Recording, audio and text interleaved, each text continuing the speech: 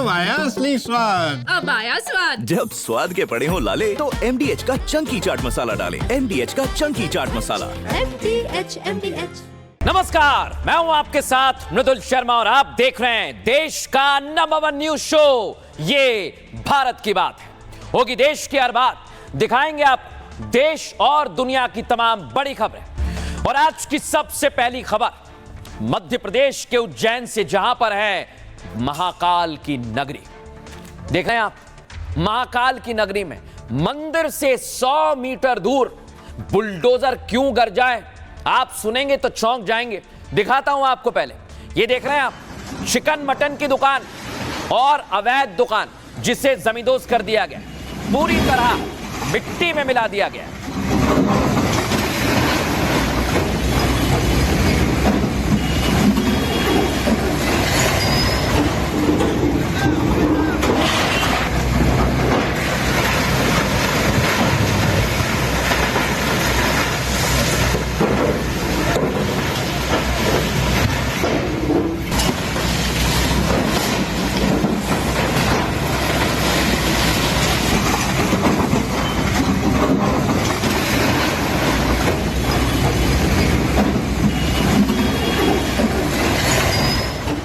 देखा आपने, ये रेस्टोरेंट जो 3 मंजिला था, वहां पर बुलडोजर पहुंचे, मिट्टी में मिला दिया और मलबे पर बुलडोजर चल रहे हैं। देखिए जरा, पोकलेन ने एक एक दीवार, एक एक ईंट, एक एक सरिये को उखाड़ कर फेंक दिया है, क्योंकि ये अवैध रेस्टोरेंट था, मशहूर रेस्टोरेंट था।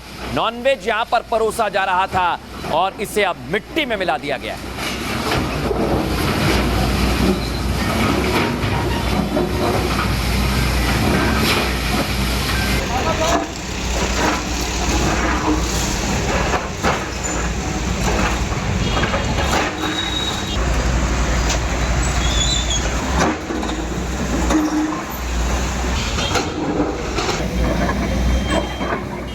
अब मैं आपको एक और तस्वीर दिखाता हूं। ये देखिए, अलग अलग बुलडोजर पहुंचे हुए थे। एक आपको यहां दिख रहा है, एक आपको यहां दिख रहा है। और खबर तो यह कि 6-6 बुलडोजर पोकलेन मशीन यहां पर पहुंच गई और एक बार जो कार्रवाई शुरू हुई तो वो घंटों तक जारी रही और जब तक पूरा मिट्टी में नहीं मिला दिया तब तक कार्रवाई रुकी नहीं।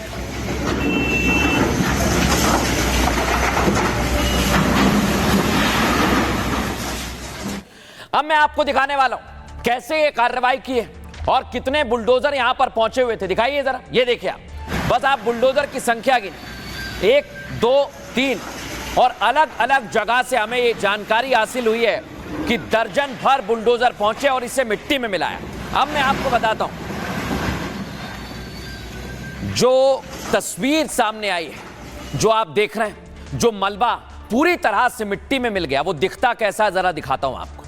दोनों तस्वीर आपके सामने, ये है वो अंगारा रेस्टोरेंट। देखिए जरा, यहां पर नॉनवेज परोसा जा रहा था। ये पहले ऐसा दिखता था अंगारा, जो अब राख बन गया है।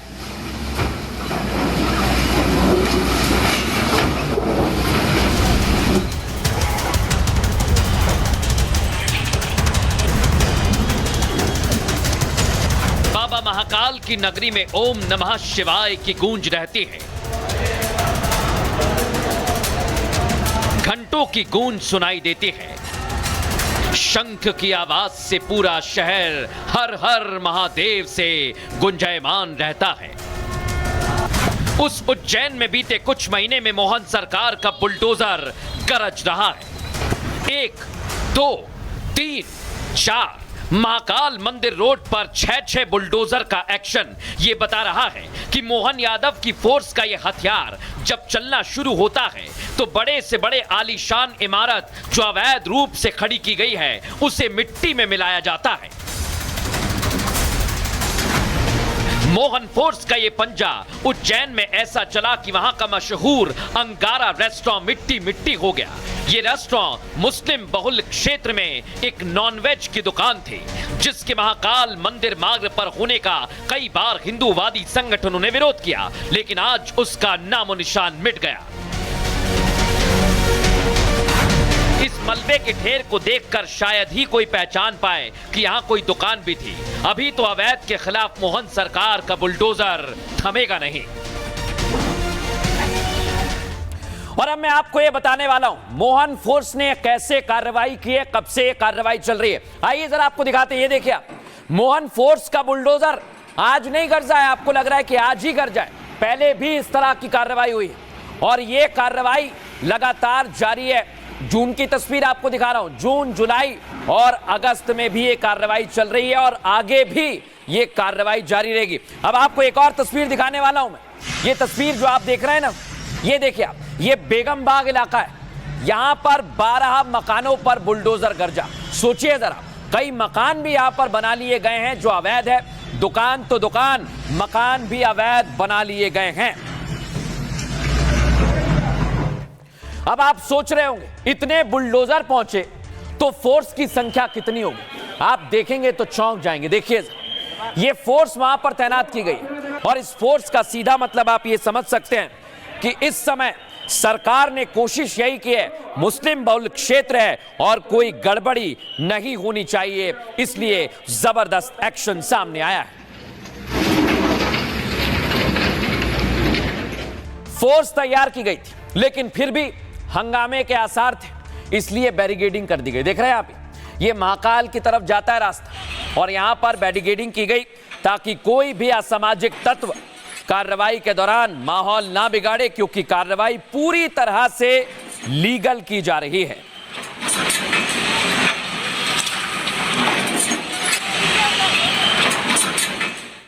अब मैं आपको यह बताने वाला हूं कि यह कार्रवाई क्यों की गई है, कहां पर की गई है और इस कार्रवाई के बाद कैसा माहौल महाकाल की नगरी उज्जैन में। आइए जरा आपको दिखाते हैं। उज्जैन के महाकाल मंदिर के पास एक बार फिर से बुलडोजर गरजा है। बेगम बाग क्षेत्र में यह कार्रवाई चिकन मटन की एक दुकान पर हुई है। इस दुकान को गिराने के लिए सुबह 9 बजे टीम वहां पर पहुंच गई। नॉनवेज की दुकान मुस्लिम बहुल क्षेत्र में ही थी जो महाकाल मंदिर से, देख रहे हैं ना, यहां से इसकी दूरी मात्र 100 मीटर है। सोचिए आप, नॉनवेज दुकान के मालिक मोहम्मद वसीम और मोहम्मद शादाब हैं। नोटिस के बाद उज्जैन विकास प्राधिकरण ने यह बड़ा एक्शन लिया है। टीम आधा दर्जन बुलडोजर लेकर, पोकलेन मशीन लेकर वहां पर पहुंच गई, जो मैंने आपको दिखाया। पहले हुई कार्रवाई के दौरान लोगों ने हंगामा काटा था। ऐसे में आज एहतियातन 50 से ज्यादा पुलिस के अधिकारी वहां पर तैनात थे, जवान वहां पर तैनात थे। इसके साथ ही 100 नगर निगम के कर्मचारी भी वहां पर खड़े रहे। दर्शकों, आपको एक और जानकारी दे रहा हूं, कार्रवाई के दौरान महाकाल मंदिर जाने वाला रास्ता बंद कर दिया गया था। यह जमीन रहने के हिसाब से बनाई गई थी, लेकिन लोगों ने क्या किया, यहां पर कमर्शियल यानी व्यापार इस्तेमाल करने लगे। इसके साथ ही साल 2014-15 में इनकी लीज भी खत्म हो चुकी है, लेकिन बावजूद इसके ये लोग यहीं पर रहे और कोर्ट पहुंच गए और कोर्ट से स्टे लेकर आ गए ताकि कोई कार्रवाई ना हो। लेकिन धीरे धीरे जमीनों से कोर्ट का स्टे हट रहा है और बुलडोजर पहुंच रहा है लीगली। इसके बाद 2 चरणों में यहां 12 इमारतों को गिरा दिया गया है और 52 इमारतें और बची हैं जिन्हें तोड़ा जाना बाकी है, यानी बुलडोजर और गरजेगा। जिस मकान और दुकान को ध्वस्त किया गया है उससे कोर्ट का स्टे हट चुका है, इसलिए मोहन सरकार और प्रशासन एक्शन ले रहे हैं। लेकिन आप सोचिए, लीगली एक्शन लिया जा रहा है और बावजूद इसके अभी भी कुछ ऐसी जगह हैं, कुछ ऐसे घर हैं, दुकान हैं जो अवैध तरीके से वहां पर खड़े हुए हैं। लेकिन मैं कह रहा हूं, आप चिंता मत करिए, जबरदस्त एक्शन होगा और वहां पर भी बुलडोजर चलेगा। अधिकारी क्या कह रहे हैं, सुनवाता हूं आपको। चूंकि जहां पर हम खड़े हैं वो उज्जैन विकास प्राधिकरण की हरिफाटक महाकाल रोड योजना है, जो पूर्णतः आवासीय थी। लगभग 40 वर्ष पूर्व इस योजना को बनाया गया था और इस पूरी रोड पर जो महाकाल मंदिर की तरफ रोड जाती है, ये लोगों ने आवासीय का उपयोग ना करते हुए इसमें व्यवसायिक गतिविधि शुरू की। लीज का नवीकरण भी नहीं करवाया। उज्जैन विकास प्राधिकरण के द्वारा विधिवत सभी की सुनवाई करते हुए लगभग 28 लीज को निरस्त किया गया है, लगभग 2 साल पहले। तो लीज निरस्त हो जाती है तो वो जमीन एक्चुअल में जो भी निर्माण है वो अतिक्रमण हो जाता है। होटल अंगारा था, उस पर कार्रवाई की जा रही है और ये कार्रवाई यूडीए के द्वारा की जा रही है। यूडीए को हम लोग सपोर्ट कर रहे हैं नगर निगम के द्वारा और लगभग हमारे पास 12 से 15 गाड़ियां हम लोगों ने लगाई है और उसके अलावा अन्य संसाधन यहाँ पर लगाई है। आप लोगों के जहन में सवाल आ रहा होगा कि एकाएक ये कार्रवाई क्यों की जा रही है, तो आपको उसकी वजह मैं अब बताने वाला हूं। वजह दिखाते हैं आपको। महाकाल कॉरिडोर का विस्तार किया जा रहा है क्योंकि श्रद्धालुओं की संख्या यहां पर बढ़ती जा रही है और लाखों श्रद्धालु आते हैं महाकाल कॉरिडोर को देखने के लिए। ये कॉरिडोर जो आप देख रहे हैं इसी का विस्तारीकरण होना है। अगली तस्वीर दिखाइए। इसी बीच धार्मिक स्थल, मजहबी स्थल भी आ रहे हैं, लेकिन प्रशासन का कहना है जो अवैध तरीके से बनाया गया है, जो अवैध तरीके से खड़ा किया गया है, उसे गिराया जाएगा और लीगली इस पर एक्शन भी हो रहा है।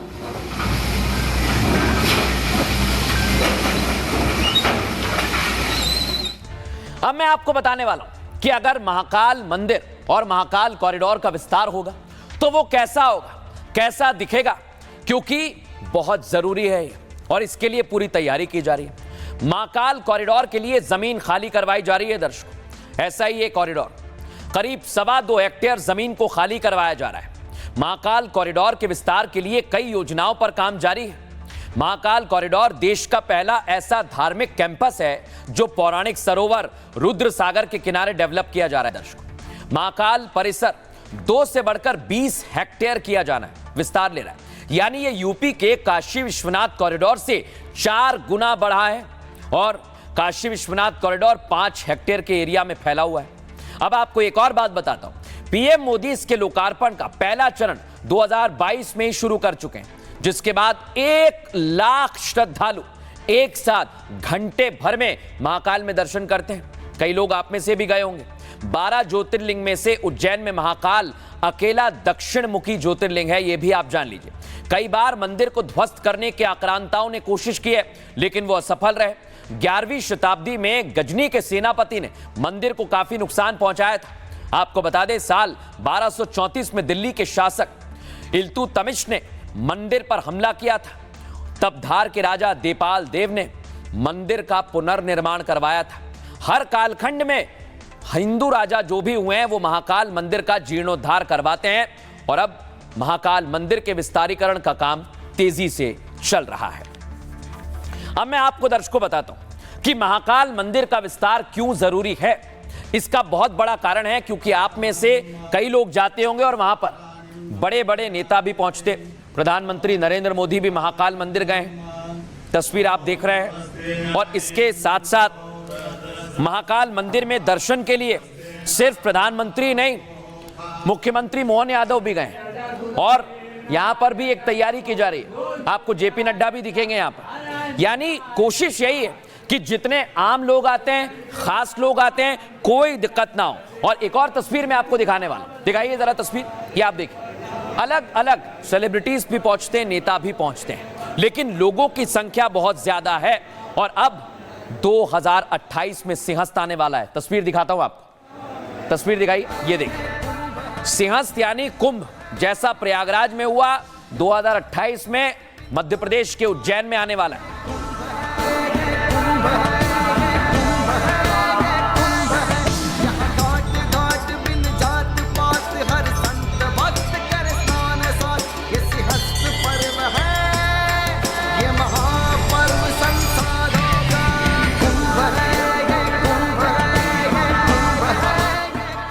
देखा आपने, और सिंहस्थ की पूरी तैयारी मोहन सरकार कर रही है।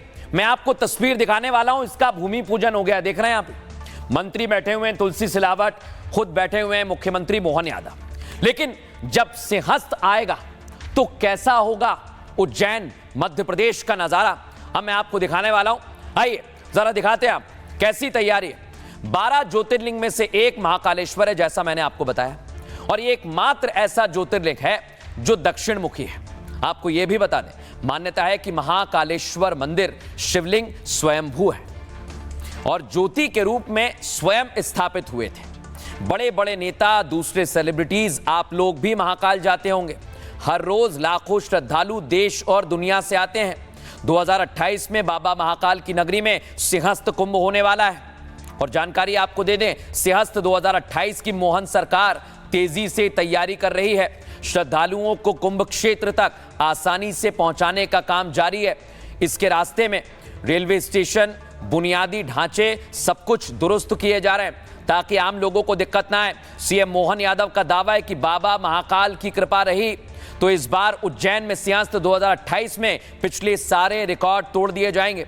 29 किलोमीटर के क्षिप्रा घाट और 21 बैराज भी बनाए जा रहे हैं। सिंहस्थ 2028 के लिए 864 करोड़ रुपए की लागत से, जिसका भूमि पूजन सीएम मोहन यादव कर चुके हैं। और कुल मिलाकर मोहन सरकार ने सिंहस्थ 2028 के लिए पूरी जान फूंक दी है ताकि कोई भी दिक्कत ना आए। और इसके लिए जो भी बीच में आ रहा है अवैध मीट की चिकन की दुकान वाला, उसकी दुकान को गिराया जा रहा है। सुनिए जरा क्या कहा जा रहा है। 2016 में नर्मदा महारानी के माध्यम से रामघाट से लेकर दत्त अखाड़े तक पूरे छिपराजी में नर्मदा जी के पानी के माध्यम से स्नान कराया गया।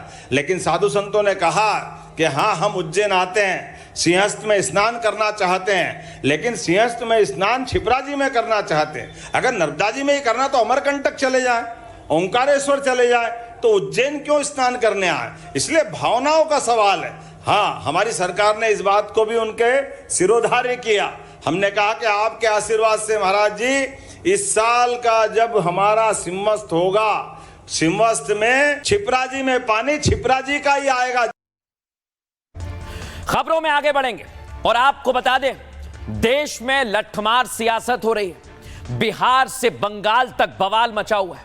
कोई पीएम मोदी को गाली दे रहा है तो कोई गृह मंत्री अमित शाह को सिर काटने की धमकी दे रहा है। सोचिए जरा, तस्वीर आपको दिखाता हूं। एक तरफ पीएम मोदी है, चुनाव से पहले पीएम मोदी और गृह मंत्री अमित शाह नेताओं के निशाने पर आ गए और पर्सनल होके गालियां दी जा रही हैं और अब तो सिर काटने तक की धमकी दी जाने लगी। सोचिए आप जरा, एकाएक धमकी दी जा रही है। तस्वीर दिखाइए, धमकी कहां से आ रही है? कभी आती है कांग्रेस महागठबंधन के मंच से, लेकिन अब तो धमकी आ गई है बिहार के बाद बंगाल से। ममता बनर्जी की सांसद ने सिर काटने तक की धमकी दे दी और यह सिलसिला अब तेजी से आगे बढ़ने लगा है। अगली तस्वीर आपको दिखाता हूं। इसी को लेकर पटना में बवाल हो गया, देख रहे हैं आप। एक दूसरे पर जबरदस्त प्रहार किया गया और लाठी डंडों से मारा गया।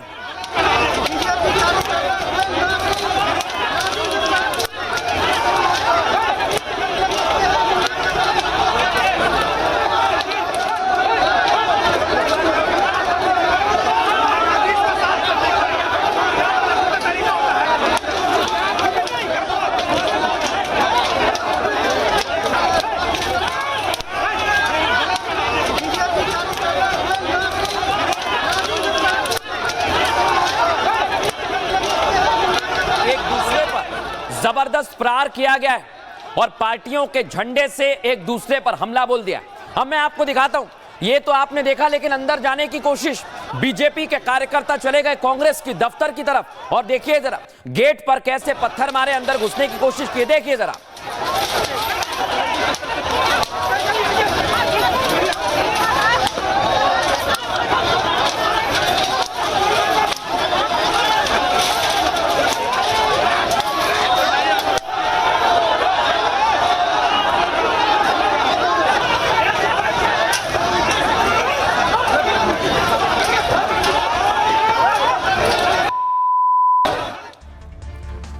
अब मैं आपको दिखाता हूं, यहां पर तो ठीक था, लेकिन जब पुलिस बीच में आई तो पुलिस से भी प्रदर्शनकारी उलझ गए। देख रहे हैं आप, बड़ी संख्या में पुलिस की टीम यहां पर मौजूद थी, लेकिन वो भी कुछ नहीं कर पाए।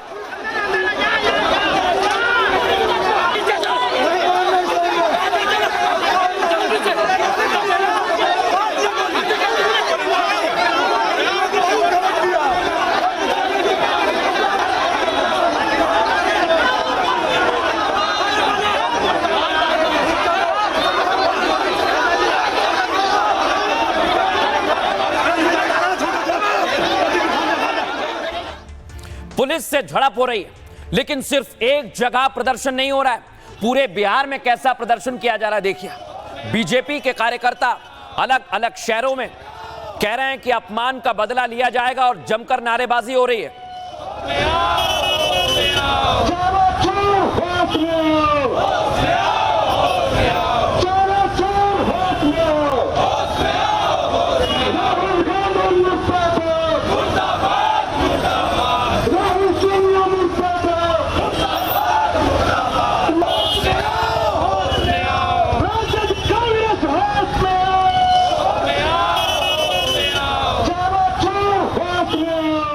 अब मैं आपको दिखाता हूं यह विवाद किसकी वजह से खड़ा हुआ है। कौन है वो शख्स जिसने पीएम को और उनकी माताजी को गाली दी? इसका नाम है मोहम्मद रिजवी। देखिए जरा आप इसे, इसने ही कांग्रेस के मंच से पीएम मोदी और उनकी स्वर्गीय माताजी को गाली दी। उसके बाद पूरे बिहार में बवाल हो रहा है।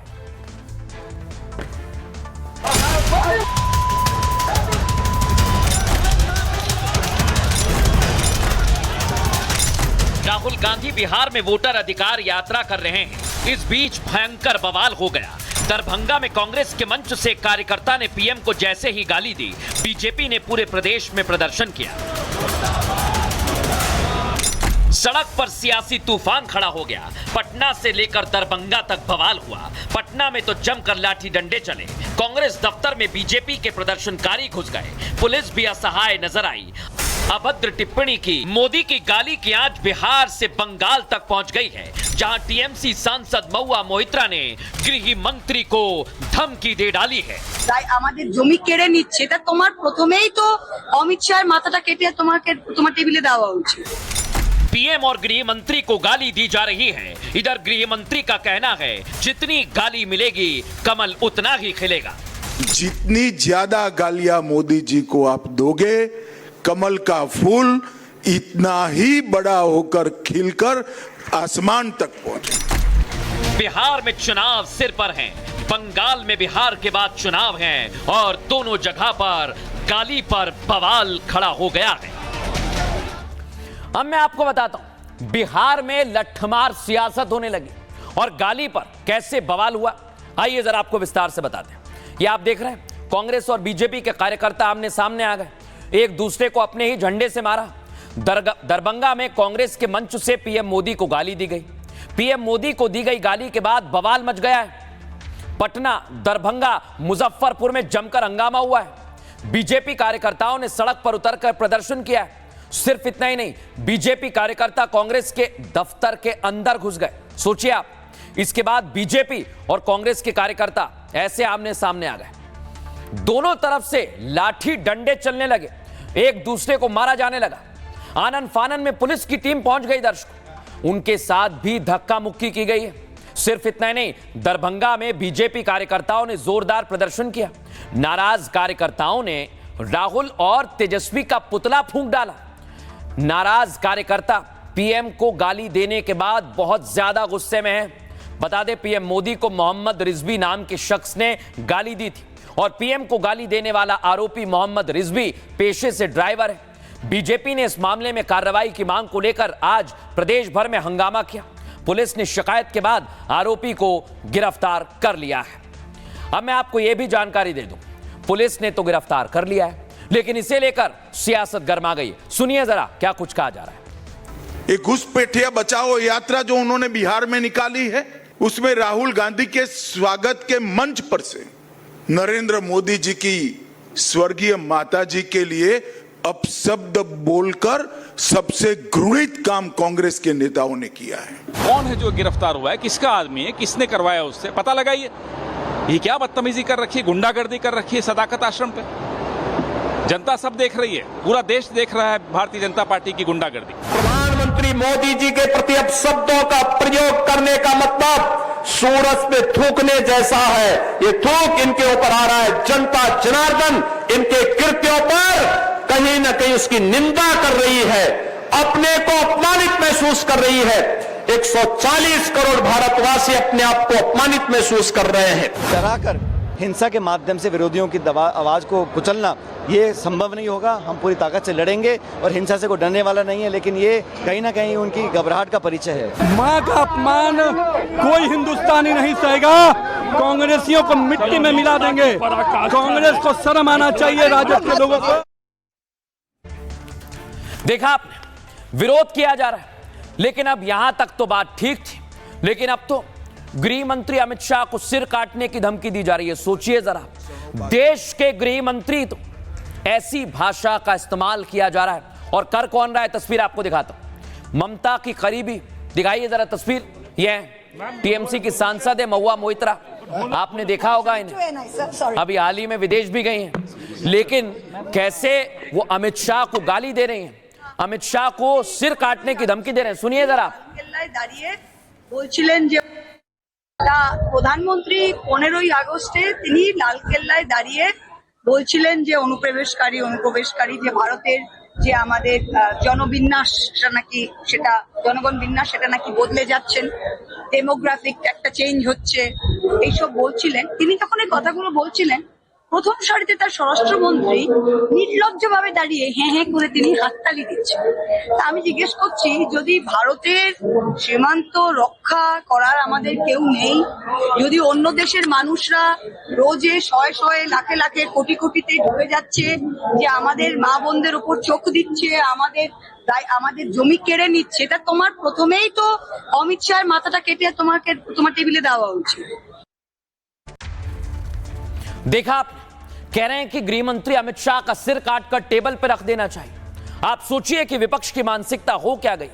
ये चुनाव में जीतने के लिए किसी भी हद तक जा रहे हैं। बंगाल चुनाव से पहले टीएमसी ने सारी सीमाओं को लांघ दिया है। टीएमसी सांसद महुआ मोइत्रा ने गृह मंत्री अमित शाह पर विवादित बयान दे दिया।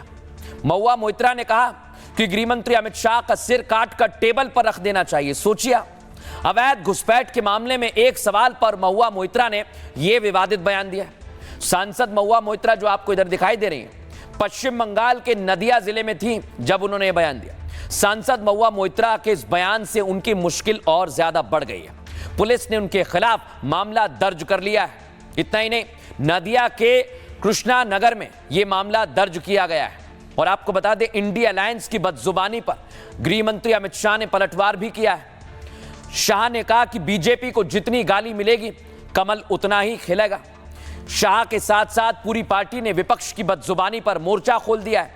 पार्टी ने कहा कि गाली गलौज से हिंसा भड़काने की कोशिश की जा रही है। इससे टीएमसी की हताशा और हिंसक संस्कृति एक बार फिर उजागर हो रही है। दरअसल बिहार में विशेष गहन पुनरीक्षण यानी एसआईआर की प्रक्रिया अंतिम चरण में है और इसके बाद यह प्रक्रिया, बिहार चुनाव में ज्यादा वक्त नहीं है, बंगाल का चुनाव होने वाला है और बंगाल में भी शुरू होगी और पश्चिम बंगाल में एसआईआर की प्रक्रिया को लेकर ही यह पूरा विवाद हो रहा है। तृणमूल कांग्रेस एसआईआर यानी विशेष गहन पुनरीक्षण के खिलाफ मैदान में उतर गई है और उनका मानना यह है कि वो इससे पीछे नहीं हटेंगे। लेकिन आपको बताते हैं गृह मंत्री अमित शाह क्या कह रहे हैं और इस पर असदुद्दीन ओवैसी ने भी बयान दिया है। दोनों आप सुनिए। हर कांग्रेस नेता ने मोदी जी के लिए अपशब्द कहे। कोई मौत का सौदागर कहता है, कोई जहरीला सांप कहता है, कोई नीच आदमी कहता है, कोई रावण बताता है, कोई भस्मासुर बताता है, कोई वायरस कहता है। कांग्रेस के नेता क्या समझते हैं? इस प्रकार की भाषा का प्रयोग कर कर आपको जनादेश प्राप्त होगा क्या? मैं आज कांग्रेस के नेताओं को कहना चाहता हूं, जितनी ज्यादा गालियां मोदी जी को आप दोगे, कमल का फूल इतना ही बड़ा होकर खिलकर आसमान तक पहुंचेगा। नहीं, अल्फाज का इस्तेमाल जो है अच्छा होना चाहिए। आप इख्तलाफ करिए, आप मुखालिफत करिए, आप जितना हो सके क्रिटिसाइज करिए, कंडेम करिए, मगर अगर आप उस अदब के दायरे से अगर आप निकल जाते हैं तो फिर वो गलत है, वो नहीं होना चाहिए, चाहे किसी की बात हो। आप प्रधानमंत्री को बहुत क्रिटिसाइज करिए, दबा कर क्रिटिसाइज करिए और कभी कभी लाइटर वेन में कुछ बात कर भी दीजिए, मगर एक बात याद रखिए कि अगर आप उस चीज को, आप उस लाइन को क्रॉस कर रहे हैं तो वो ठीक नहीं है। फिर हम जो हमारी बहस का, गुफ्तगू का या हमारा जो डिबेट होगा वो बहुत ही गलत और वल्गर किस्म का होगा। आप खबरों में आगे बढ़ेंगे। इधर देश में पीएम को गाली दी जा रही है और उधर प्रधानमंत्री नरेंद्र मोदी अमेरिका टैरिफ लगा रहा है, उसके बाद मिशन पर जुटे हुए हैं और पहला मिशन का पड़ाव कहां है? जापान से आज पीएम मोदी ने ऐसा संदेश दिया कि ट्रंप सदमे में पहुंच गए। दिखाता हूं आपको पहली तस्वीर। प्रधानमंत्री नरेंद्र मोदी जापान चले गए, देख रहे हैं आप। और प्रधानमंत्री नरेंद्र मोदी ने जापान में जैसे ही पहुंचे सीधा संदेश अमेरिका तक पहुंचा दिया। लेकिन कैसे उनका स्वागत किया गया देखिए आप। कई प्रतिनिधि मिलने पहुंचे।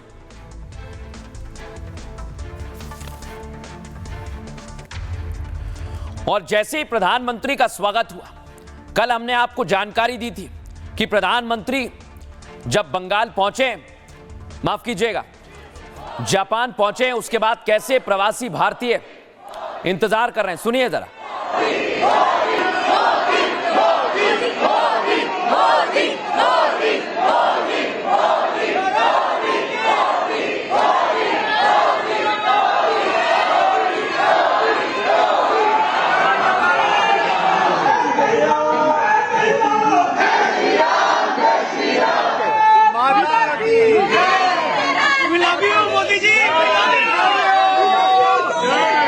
ऑपरेशन सिंदूर बधाई। मोदी जी का नाम रहेगा, जब तक सूरज चांद रहेगा, मोदी जी का नाम रहेगा। बहुत खुश हुए हम आपसे, आपके नाम से बहुत ज्यादा प्रभावित हैं।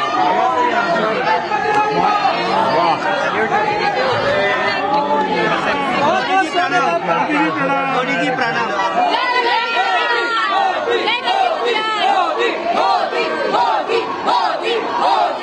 अब ये तो प्रवासी भारतीय हैं, लेकिन वहां पर देखिए आप, जापानी भी पहुंचे और उन्होंने भारतीय संस्कृति के मुताबिक श्लोक से, गायत्री मंत्र से पीएम मोदी का स्वागत किया। सुनिए जरा।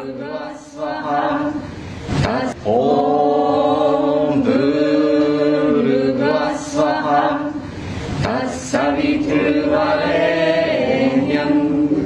भर्गो देवस्य धीमहि धियो यो नः प्रचोदयात्। ॐ सर्वे भवन्तु सुखिनः सर्वे सन्तु निरामयाः सर्वे भद्राणि पश्यन्तु मा कश्चित् दुःखभाग् भवेत्।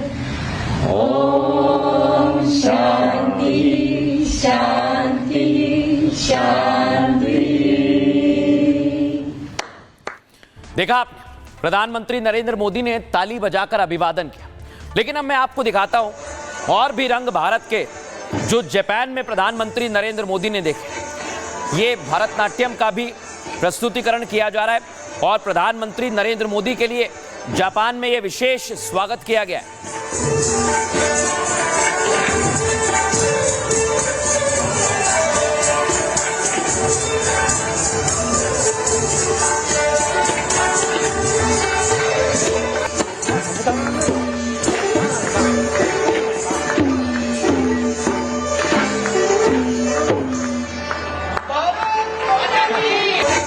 देखा आपने, यानी जापानीज जितने भी थे वो म्यूजिक इंस्ट्रूमेंट बजा रहे थे। अब आपको दिखाता हूं जापानी राजस्थानी लोकगीत गा रहे हैं। सुनिए आप जरा इसे कैसे गाया है।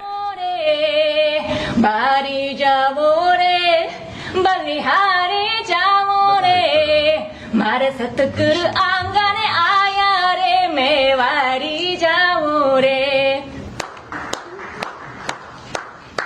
जावो रे बलिहारी जावो रे, बारी जावो रे बलिहारी जावो रे, मारे सतगुरु आंगन आया रे, मेवारी जावो रे। इधर जापान में पीएम मोदी का स्वागत हुआ है और वहीं से प्रधानमंत्री ने ट्रंप को जो संदेश दिया, उनके माथे पर पसीना आ गया है। सुनिए जरा।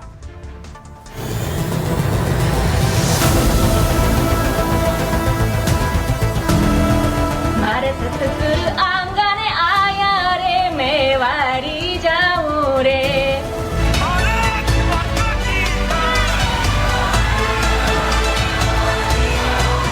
मोदी जी जैसा तो कोई नहीं हो सकता। विश्व के जो हमारे इंडिया के हैं बेस्ट प्रधानमंत्री मोदी जी हैं। भारत का एक कड़ा संदेश जा रहा है दुनिया भर में कि भारत अब झुकेगा नहीं, ये नया भारत है।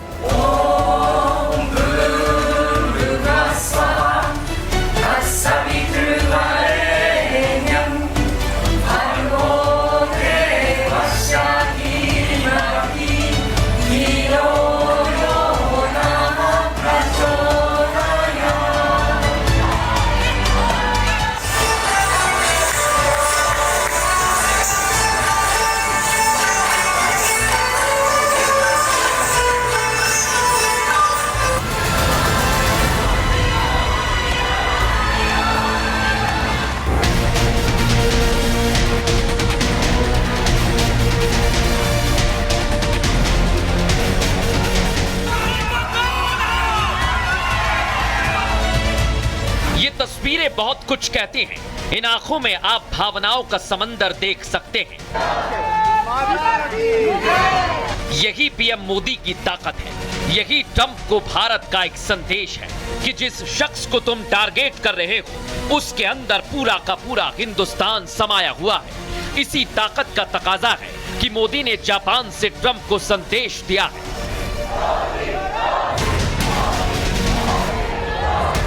आज भारत विश्व की सबसे तेज ग्रो करने वाली मेजर इकोनॉमी है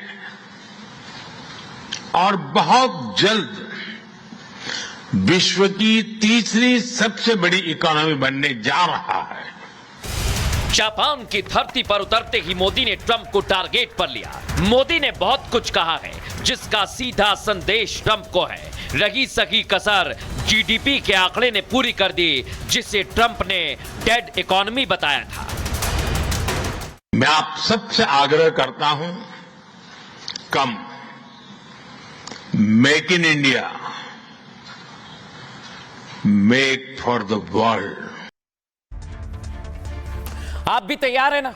पीएम मोदी अमेरिका को सीधा संदेश दे रहे हैं। आपको बताने वाला हूं कि क्या संदेश दिया गया। प्रधानमंत्री नरेंद्र मोदी ने सीधा संदेश ट्रंप को दिया है। मोदी 2 दिन के जापान दौरे पर हैं, जापान के टोक्यो में, और टोक्यो में ज्वाइंट इकोनॉमिक फोरम को संबोधित किया, जिसके जरिए पीएम मोदी ने ट्रंप को सीधा संदेश दे दिया है। सुनिए जरा। मोदी ने कहा, भारत निवेश के लिए सबसे बेहतर जगह है। दुनिया की नजरों में ही भरोसा सिर्फ और सिर्फ भारत पर जताया जा रहा है। जापान टेक्नोलॉजी में पावर हाउस है, तो वहीं भारत टैलेंट में पावर हाउस है, और टेक्नोलॉजी और टैलेंट ही नेतृत्व कर सकते हैं। समझिए इसे। टेक्नोलॉजी और टैलेंट साथ अगर आ जाएं तो जीत पक्की है, चिंता की बात ही नहीं। इस दौरान पीएम मोदी ने रूस यूक्रेन जंग का भी जिक्र किया है। कहा है कि रूस यूक्रेन जंग को हम मानवता के आधार पर देखते हैं, ट्रंप जैसे नहीं, सिर्फ बिजनेस। पुतिन और जेलेंस्की ने भी हमारे रुख की सराहना की। पुतिन और जेलेंस्की दोनों नेताओं ने हमसे बात की है, ये पीएम मोदी कह रहे हैं। संघर्ष को सुलझाने के लिए बातचीत ही एक रास्ता है। दरअसल मोदी का बयान अमेरिका और ट्रंप के संदर्भ में है दर्शकों, जो रूस यूक्रेन जंग के लिए भारत को टारगेट करना है। लेकिन पीएम मोदी ने सीधे बता दिया कि हम बातचीत के पक्षधर रहे हैं, और इसे लेकर अब मैं आपको यह भी बताने वाला हूं कि कैसे प्रधानमंत्री ने बताया कि भारत लगातार बढ़ेगा और आगे जाएगा। मैं आप सबसे आग्रह करता हूं, कम make in India, make for the world. आज भारत में इकोनॉमिक स्टेबिलिटी है, पॉलिसी में पारदर्शिता है, प्रिडिक्टिबिलिटी है। आज भारत विश्व की सबसे तेज ग्रो करने वाली मेजर इकोनॉमी है और बहुत जल्द विश्व की तीसरी सबसे बड़ी इकोनॉमी बनने जा रहा है। वैश्विक ग्रोथ में भारत 18% योगदान दे रहा है। अब मैं आपको बताता हूं प्रधानमंत्री का यह दौरा कितना खास है और वो इस दौरे पर किस किस से मुलाकात कर रहे हैं। ये देख रहे हैं आप, ये बहुत महत्वपूर्ण मुलाकात है। जापान के पूर्व प्रधानमंत्री से मिले हैं और कई मसलों पर पीएम मोदी की और जापान के पूर्व प्रधानमंत्री की बातचीत हुई है। अब मैं आपको एक और तस्वीर दिखाता हूं, दिखाइए जरा। ये देखिए, भारत और जापान के बीच इंडो जापान एग्रीमेंट समझौता जो है, ये आप देख रहे हैं, आदान प्रदान हो गया है। यानी प्रधानमंत्री नरेंद्र मोदी ने अपने मिशन में पहला कदम बढ़ा दिया है और यह मिशन बड़ा खास रहने वाला है। अब आप भी सोच रहे होंगे कि यह मिशन क्या करेगा, कैसे करेगा, तो पूरी जानकारी आज मैं आपको देने वाला हूं कि कैसे प्रधानमंत्री नरेंद्र मोदी भारत और जापान के रिश्तों में और प्रगाढ़ संबंध ला रहे हैं। आइए जरा आपको दिखाते हैं। प्रधानमंत्री नरेंद्र मोदी की यह 8वीं जापान की यात्रा है और आज ऐसे ही मुलाकात हुई है, जो तस्वीर आप देख रहे हैं। इस दौरान कई समझौतों पर दस्तखत हुए हैं दर्शकों। खबर तो यह है कि जापान भारत में बड़ा निवेश करेगा।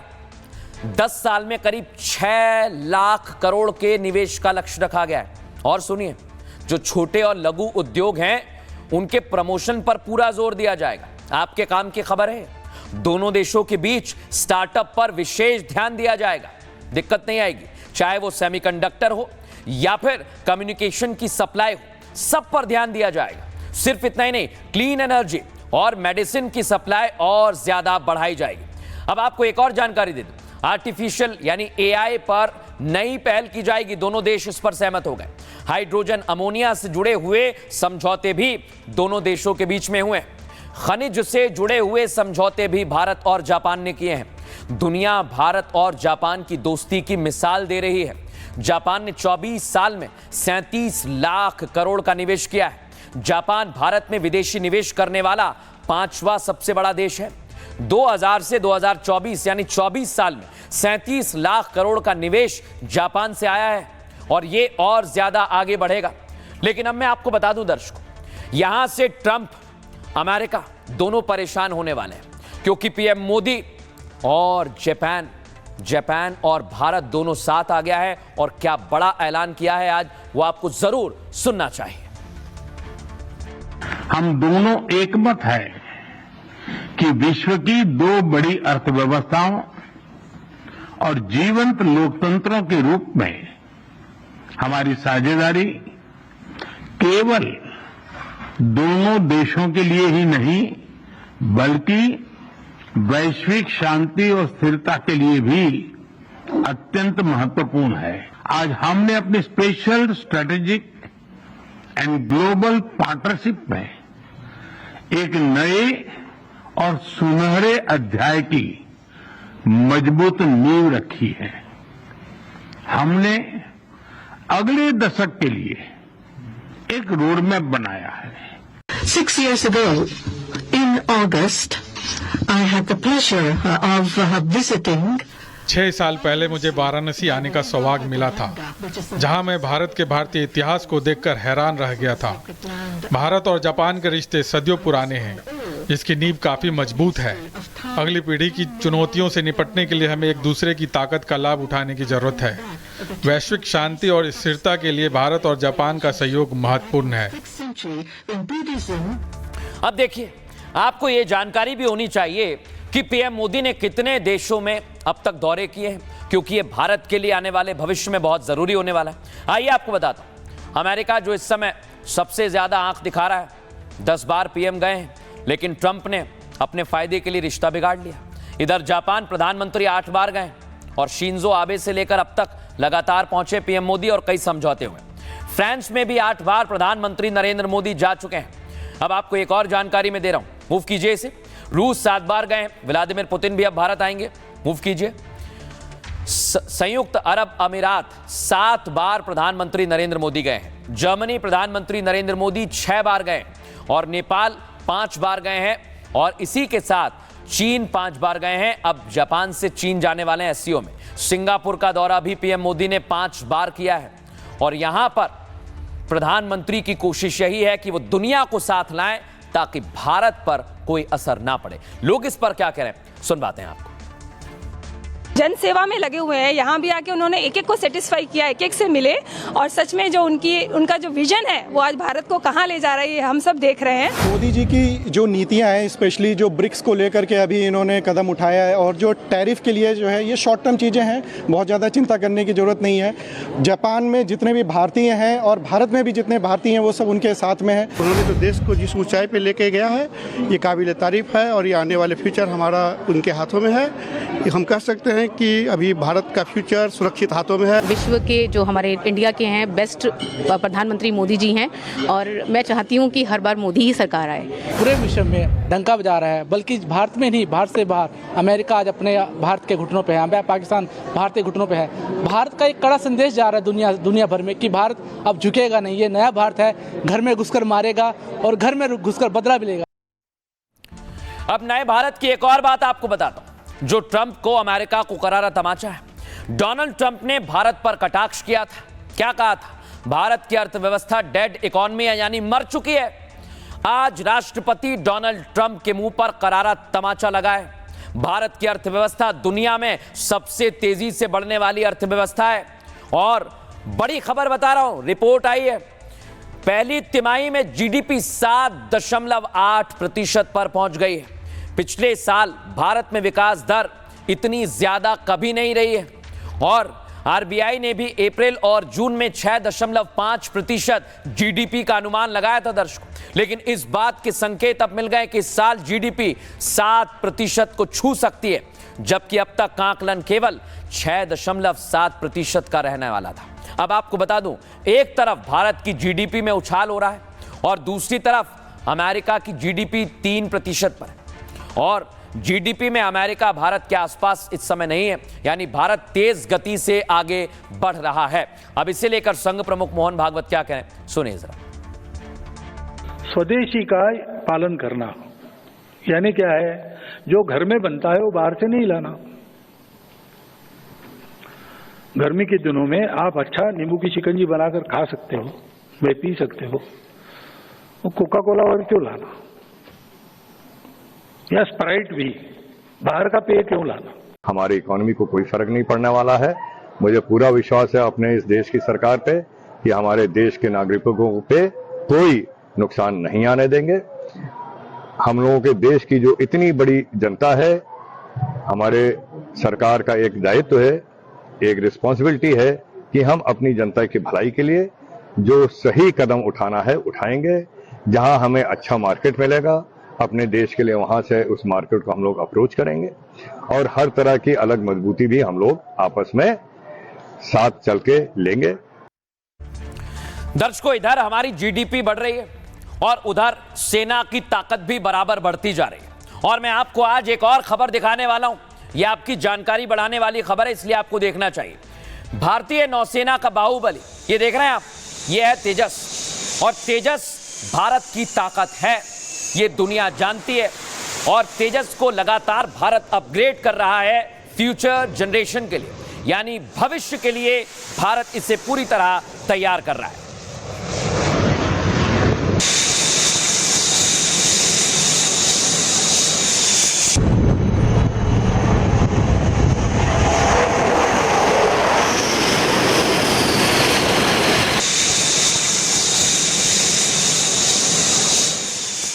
हवा में कैसे गर्जना है तेजस की वो तो आपने देखी, लेकिन अब ये अपग्रेडेशन है। ये जो आप देख रहे हैं टेट बीएफ, ये अपग्रेडेशन है। और भारत में कैसे अपग्रेडेशन पर काम किया जा रहा है, किस तरह की तैयारी है, आपको पूरी जानकारी में देने वाला हूं। और ये आपको जानकारी सुनना चाहिए, बार बार कह रहा हूं, ये आपके काम की है। भारत अपना हवाई बेड़ा तेजी से मजबूत कर रहा है। इंडियन एयरफोर्स को एक और तेजस MK-1A मिलने वाला है दर्शकों। तेजस MK-1A भारत का स्वदेशी मल्टी रोल जेट है और इस फाइटर जेट की कीमत 580 करोड़ रुपए है। 580 करोड़। HAL की 3 लाइन सालाना 24 जेट्स बना सकती हैं। अब आपको बताएं, तेजस के अलावा टेट BF जेट पर काम चल रहा है। ये जो आप देख रहे हैं, टेट BF का पूरा नाम है twin engine deck based fighter. टेट BF को खासतौर पर नौसेना के लिए बनाया जा रहा है। एरोनॉटिकल डेवलपमेंट एजेंसी डिजाइन कर रही है इसके विकास पर 14,000 करोड़ की लागत का अनुमान है। और इंडियन एयरफोर्स ने भी इस विमान को खरीदने में दिलचस्पी दिखाई है। नौसेना ने पहले 140 टेट BF जेट की जरूरत बताई थी। महंगा होने की वजह से इसकी डिमांड को 80 कर दिया गया, लेकिन और बढ़ाया जाएगा क्योंकि टेट BF एक 4.5 जनरेशन का फाइटर जेट होगा। इसमें अमेरिका का GEF 414 इंजन लगेगा। टेट BF का कॉम्बैट रेडियस 1000 किलोमीटर का है और यह कम नहीं होता है। इसकी टॉप स्पीड रहेगी 1.6 मैक। इसकी क्षमता, राफेल का नाम आपने सुना है ना, उसी के बराबर रहेगी और उससे ज्यादा भी हो सकती है। इसलिए एयरफोर्स ने इसमें अपनी रुचि दिखाई है। ऑपरेशन सिंदूर आपको याद होगा, भारत ने पाक के छक्के छुड़ा दिए थे। ये देखिए, एयरफोर्स की चुनौतियों को समझ नहीं पाया पाकिस्तान, उसे भारत की इंडियन एयरफोर्स ने बताया कि उसकी ताकत क्या है। भारत दूरदृष्टि को ध्यान में रखते हुए काम कर रहा है, इसलिए इंडियन एयरफोर्स के साथ नेवी के बेड़े को भी मजबूत किया जाए। भारत की नेवी दुनिया के 6ठे नंबर की नौसेना है दर्शकों, दक्षिण एशिया की सबसे ताकतवर नौसेना। भारत और भारतीय नौसेना के पास 2 विमान वाहक पोत हैं। इसके अलावा 16 पनडुब्बियां हैं 140 युद्धपोत हैं और भारत की नेवी करीब 67,000 नौसैनिक रखती है। भारत हिंद महासागर में स्थिति और ज्यादा मजबूत कर रहा है ताकि आने वाले समय में दुश्मन अगर हिमाकत करे तो उसे उसी की भाषा में सबक सिखाया जाए। सुनिए एक्सपर्ट क्या कह रहे हैं। देखिए, आईएनएस एयरक्राफ्ट कैरियर विक्रांत और आईएनएस एयरक्राफ्ट कैरियर विक्रमादित्य, इन दोनों के ऊपर मिग 29 तैनात हैं। उनको रिप्लेस करने के लिए जो डेक बेस्ड फाइटर और ट्विन इंजन यानी कि TEDEF बनाए जा रहे हैं एरोनॉटिकल डेवलपमेंट एजेंसी द्वारा, उनकी करीब 150 संख्या यकीनन इंडियन नेवी को तो ताकत देगी, लेकिन वो बड़े कॉस्टली पड़ रहे हैं। उसकी कीमत करीब 14,000 करोड़ रुपए आ रही है प्लानिंग, डिजाइन में ही और डेवलपमेंट में। लिहाजा ये सोचा गया इंडियन एयरफोर्स के द्वारा कि उनका जैसे डेक बेस्ड फाइटर है ऐसे ही लैंड बेस्ड फाइटर वेरिएंट बना लिया जाए जो एयरफोर्स के लिए इस्तेमाल हो, यानी कि वो इंडियनाइज भी हो जाएगा, आत्मनिर्भर भी, और ज्यादा संख्या होने से उसकी कीमत भी कम हो जाएगी। अब मैं आपको बताता हूं दर्शकों कि कैसे पूरी तैयारी की जा रही है और पाकिस्तान को एक और मोर्चे पर पटखनी दी जा रही है। तस्वीर जरा आपको दिखाते हैं, ये आप देखिए। ये तस्वीर जो आप देख रहे हैं, ये सऊदी फोर्स कैसे भारत के साथ आ गई है और भारत कैसे पाकिस्तान को सबक सिखा रहा है वो मैं आपको बताता हूं। इसके लिए एक बड़ी मीटिंग हुई है दर्शकों, ये देख रहे हैं आप, भारत और सऊदी के बीच में ये बैठक हुई और इस बैठक में पाकिस्तान को सबक सिखाने की पूरी तैयारी कर ली गई है और पाकिस्तान जो ज्यादा उछल रहा है कैसे उसे सबक सिखाया जा रहा है। एक तरफ सेना मजबूत हो रही है और दूसरी तरफ भारत कूटनीतिक रास्ता अपना रहा है। ऑपरेशन सिंदूर के बाद भारत ने पाक को एक और झटका दे दिया है। भारत ने सऊदी अरब को सैन्य प्रशिक्षण देने की पेशकश की है। भारत ने पाक को अलग थलग करने के लिए कदम उठाया है। यह ऑफर भारत ने रक्षा सहयोग समिति की 7वीं बैठक में दिया है। 28 अगस्त को दिल्ली में भारत सऊदी अरब की बैठक हुई, यही वो बैठक है। अब तक पाकिस्तान सऊदी को सैन्य प्रशिक्षण देता आ रहा है, इसके बदले पाकिस्तान को सऊदी अरब से मोटा पैसा मिलता है। पाकिस्तान तो है ही भिखारी। सऊदी में कई जगह पाकिस्तान के भाड़े के सैनिक तैनात होते हैं। अब इसके अलावा सऊदी के पवित्र धार्मिक स्थलों की सुरक्षा भी करते हैं, लेकिन भारत अब पाकिस्तान को यह मौका भी नहीं देगा, यह मौका भी उनसे हम छीन लेंगे। भारत सऊदी के बीच साइबर और IT पर सहयोग पर भी चर्चा की जा रही है और इसके लिए अब पूरी तैयारी हो रही है। खबरों में आगे बढ़ेंगे और अब मैं आपको आज की तस्वीर दिखाने वाला हूं, क्योंकि इस समय देश के कई इलाके हैं जहां पर स्थितियां खराब हैं और आप भी भारी बारिश की वजह से परेशान हो रहे होंगे, चाहे आप मेट्रो सिटी में ही क्यों ना हो। आइए दिखाते हैं आपको, बाढ़ से देश में हाहाकार है। दिखाइए तस्वीर, कैसी तस्वीर है और कैसे आर्मी के जवान रेस्क्यू कर रहे हैं।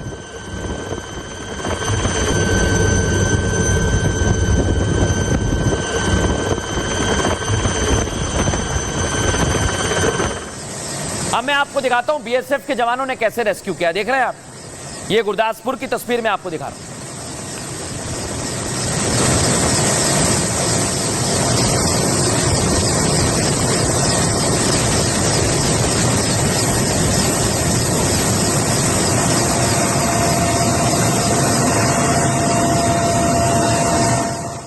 अब मैं आपको एक और तस्वीर दिखाता हूं, देखिए जरा, जो जम्मू और पंजाब के इलाके हैं वहां पर पीड़ितों का रेस्क्यू किया जा रहा है और राहत सामग्री उन तक पहुंचाई जा रही है। देखिए जरा कैसे राहत सामग्री पहुंचाई जा रही है ताकि जो लोग फंसे हुए हैं उन तक ये सामग्री पहुंचे।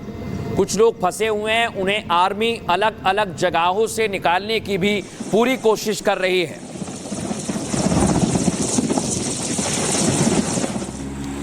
अभी आप देख रहे हैं, ये उड़ीसा की तस्वीर आपको दिखा रहा हूं, जहां बाइक पर जा रहे थे 3 लोग, कोशिश कर रहे थे निकल जाएंगे, लेकिन देखिए बाइक कैसे फिसली और ये तीनों के तीनों पानी में बह के चले गए और इनकी बाइक भी चली गई। देखिए जरा, काट का देता है वो इतना।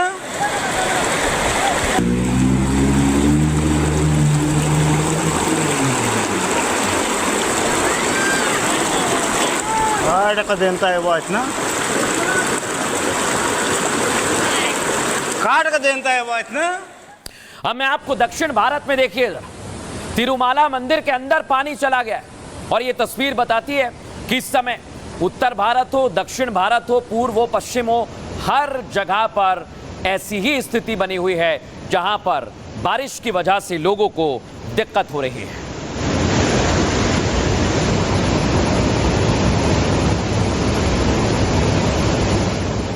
अब मैं आपको बताता हूं, इस समय पहाड़ पर और ज्यादा हालात खराब हो गए। ये देखिए, हरिद्वार में बाढ़ में कार फंस गई। कार में कुछ लोग सवार थे, बामुश्किल उन्हें निकाला गया है। ये कार यहां तक बहकर चली आई है।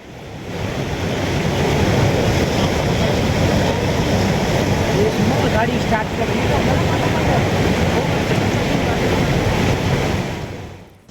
अब मैं आपको बताता हूं, जो सड़क आप देख रहे हैं ये खटौली गांव की सड़क है, ये पुल है और ये बारिश में पुल ही गायब हो गया। अब ये भ्रष्टाचार भी दिखाती है और ये भी बताती है कि बारिश इस समय सबकी पोल खोल रही है।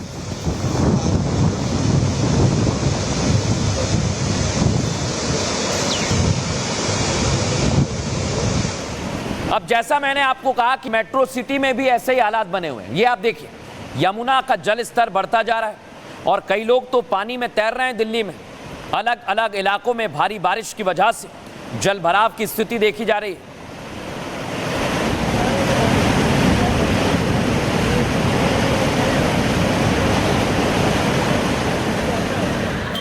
और अब आपको दिखाते हैं चमोली में, देखिए आप, लैंडस्लाइड हो रहा है। अलग अलग जगह पर ऐसी तस्वीर सामने आ रही है। इसलिए हम कह रहे हैं कि अगर आप पहाड़ पर जा रहे हैं तो ज़रा सावधान रहिए, क्योंकि किसी भी क्षण लैंडस्लाइड हुआ वो आपकी जान पर भारी पड़ सकता है।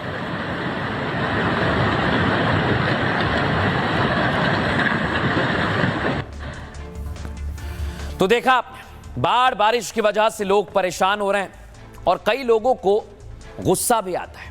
और उसी से जुड़ा हुआ है आज का हमारा सूत्र। क्रोध से मनुष्य की मति और बुद्धि मारी जाती है, यानी मूढ़ हो जाती है, कुंद हो जाती है। इससे स्मृति भ्रमित हो जाती है। सोचिए जरा, स्मृति भ्रम हो जाने से मनुष्य की बुद्धि भी नष्ट हो जाती है और बुद्धि का जब नाश होता है, यानी बुद्धि का नाश हो जाने पर मनुष्य खुद अपना नाश कर बैठता है। इसलिए जब भी आपको गुस्सा आए तो ध्यान रखिएगा कि आपको गुस्सा नहीं करना है। बहरहाल, ये भारत की बात है में इतना ही। उम्मीद करते हैं कि आप भी खुश रहेंगे, अच्छे से रहेंगे। जय हिंद, जय भारत।